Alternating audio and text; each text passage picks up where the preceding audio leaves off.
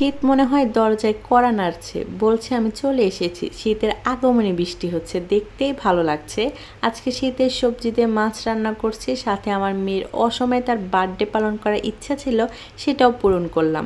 সব কিছু মিলেই থাকছে আজকের ব্লগে। হ্যালো এভরিওয়ান, আসসালামু আলাইকুম। কি অবস্থা সবার, কেমন আছেন? সবাইকে ওয়েলকাম জানাচ্ছি আমার নিউ একটা ব্লগে। আজকের ব্লগটা সকাল থেকে শুরু করছি।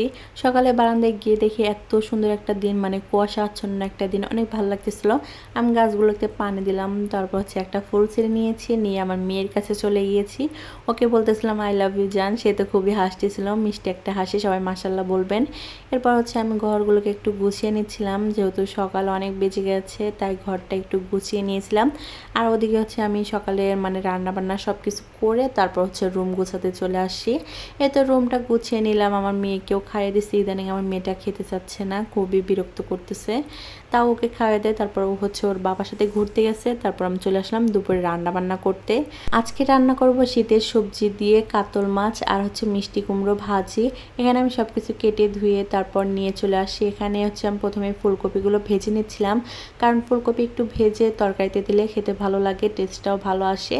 এই তো ফুলকপি আমার ভাজা হয়ে গেছে। তারপর সেই তেলেতে আমি পেঁয়াজ আর কাঁচামরিচ দিয়ে হালকা ভেজে নিলাম।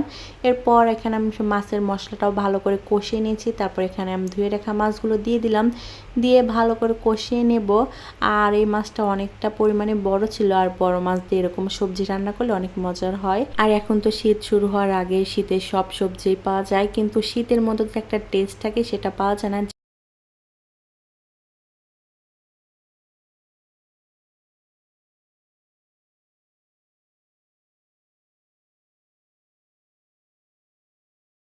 5-6 মিনিট সবজিটা কষানোর পর এখানে হচ্ছে আমি সেই ভেজে রাখা ফুলকপিগুলো দিয়ে দিলাম, দিয়ে আরেকটু কষিয়ে নেব। তারপর এখানে আমি ঝোলের জন্য পানি দিয়ে দেব। পানি দিয়ে ভালো করে ফুটে গেলে তারপর এখানে মাছগুলো দিয়ে দেব। এদিকে মেহেরিস ওই বাচ্চাগুলোর সাথে খেলাধুলা করতেছিল, ওরা মাঝে মাঝে আসে মেহেরিসের সাথে খেলাধুলা করার জন্য। আর এদিকে দেখেন একটা প্রজাপতি মধু সংরক্ষণ করতেছে, আমার দেখে খুবই ভালো লাগলো। মানে এত সুন্দর করে মানে এক ফুলে থেকে আরেক ফুলে খাচ্ছে, অনেক ভালো লাগতেছিল। আর এদিকে চলে আসলাম একটু গাছগুলো দেখানোর জন্য। এখানে হচ্ছে দুইটা টমেটো গাছ লাগানো হয়েছে, এখানে লাউ গাছ আর হচ্ছে পুঁইশাক গাছ লাগানো হয়েছিল। আর আমাদের দেখেন মানে গাছগুলো যে জানলায় উঠবে, দেখেন এত কালার দিয়ে জানালা বানাইছে, মানে দেখতে এত সুন্দর লাগতেছে, মনে হচ্ছে কি বিয়ের একটা গেট সাজাইছে। যাই হোক, এই তো আমার মাছ রান্নাও শেষ, মানে আমি সব কিছু দিয়ে তারপর হচ্ছে চলে গেছিলাম ওই গাছগুলো দেখতে। এই তো সবাই মিলে খাওয়া দাওয়া করছিলাম। প্রথমে আমি কালো জিরা ভর্তা দেখিয়েছি, তারপর হচ্ছে মাছের মানে সেই ঝোলটা দেখিয়েছি, অনেক মজার হয়েছিল। এদিকে খেতে খেতে দেখি বৃষ্টি নেমে পড়ছে, আর মনে হচ্ছে কি শীত বেশি দূরে নাই। গ্রামে তো এখন একটু একটু করে ঠান্ডা পড়া শুরু করছে, রাত্রে বেশ ঠান্ডা পড়ে, আর যেহেতু বৃষ্টি হচ্ছে তাহলে তো আরো ঠান্ডা পড়ে যাবে।